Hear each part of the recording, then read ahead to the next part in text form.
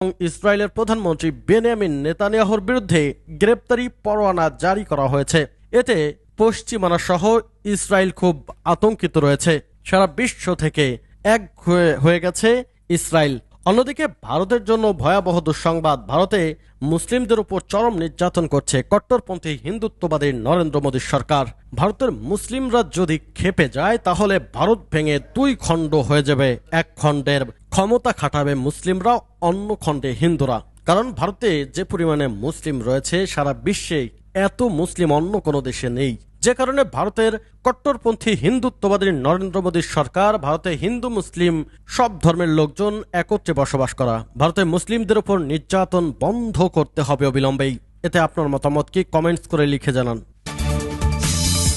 নেতানিয়াহুর গ্রেফতারি পরোয়ানা ইস্যুতে আইসিসিকে হুমকি মার্কিন আইন প্রণেতাদের। ইসরায়েলের প্রধানমন্ত্রী বেনিয়ামিন নেতানিয়াহু